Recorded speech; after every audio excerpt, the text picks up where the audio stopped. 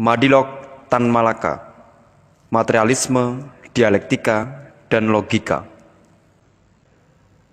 Sejarah Madilog ditulis di Rawajati dekat pabrik sepatu Kalibata, Cililitan, Jakarta, tepatnya di belakang Kalibata Mall sekarang. Untuk mengenang Tan Malaka, rakyat setempat mengabadikannya dengan membuat Gang Malaka I dan Gang Malaka II. Di sini saya berdiam dari 15 Juli 1942 sampai pertengahan tahun 1943, mempelajari keadaan kota dan daerah Indonesia yang lebih dari 20 tahun saya ditinggalkan. Waktu yang dipakai buat menulis Madilog ialah lebih kurang 8 bulan, dari 15 Juli 1942 sampai 30 Maret 1943.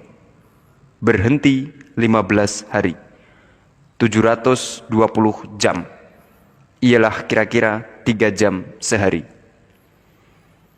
Buku yang lain ialah gabungan Aslia, sudah pula setengah ditulis, tetapi terpaksa ditunda.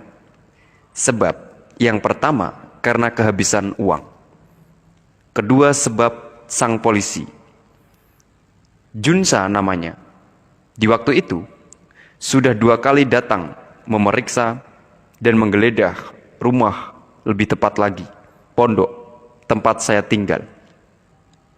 Lantaran huruf Madilog dan gabungan Aslia terlampau kecil dan ditaruh di tempat yang tidak menarik perhatian sama sekali, maka terlindung ia dari mata polisi. Terpeliharalah pula kedua kitab itu dan pengarangnya sendiri seterusnya dari mata dan tongkat kempei Jepang.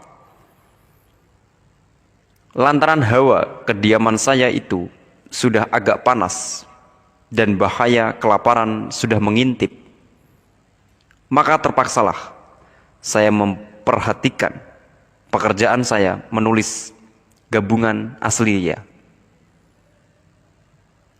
Saya bertualang di daerah Banten mencari nafkah sambil memperlindungkan diri pula.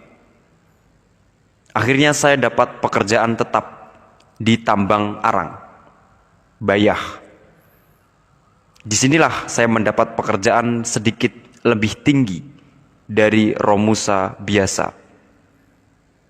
Maklumlah, orang tak punya diploma dan surat keterangan, sampai menjadi pengurus semua masalah Romusa dan penduduk kota Bayah dan sekitarnya dalam hal makanan, kesehatan, pulang pergi, dan sakit matinya. Romusa ribuan orang dengan perantaraan kantor urusan prajurit pekerja. Sebagai ketua Badan Pembantu Pembelaan atau BPP dan Badan Pembantu Prajurit Pekerja atau BP3, saya akhirnya sampai dipilih menjadi wakil daerah Banten ke Kongres Angkatan Muda yang dijanjikan di Jakarta. Tetapi tak jadi itu. Bulan Juni 1945.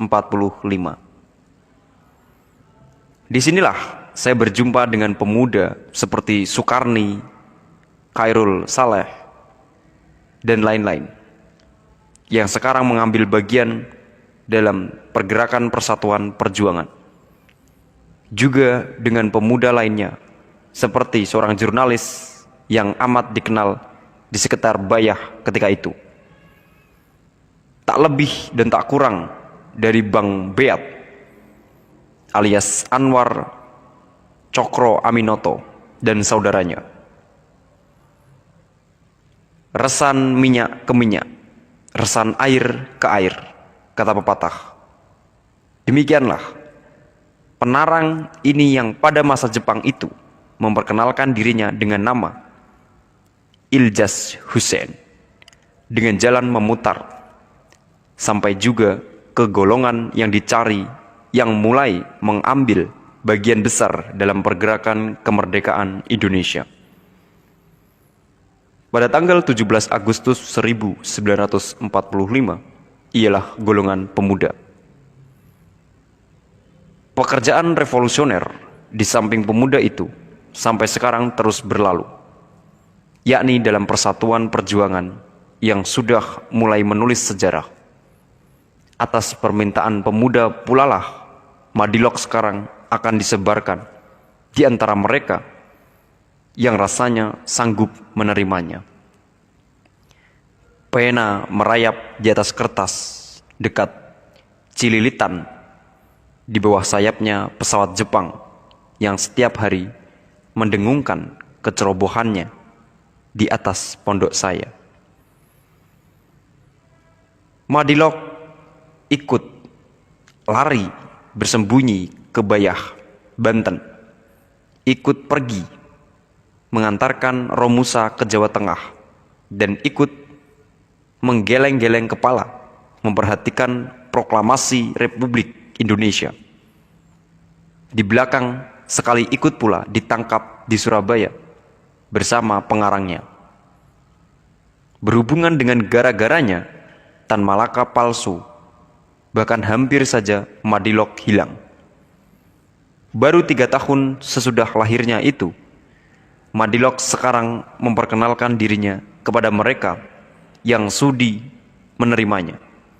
Mereka yang sudah mendapat minuman latihan otak, berhati lapang dan saksama, serta akhirnya berkemauan keras buat memahaminya. Lembah Bengawan Solo, 15 Maret 1946. Tan Malaka.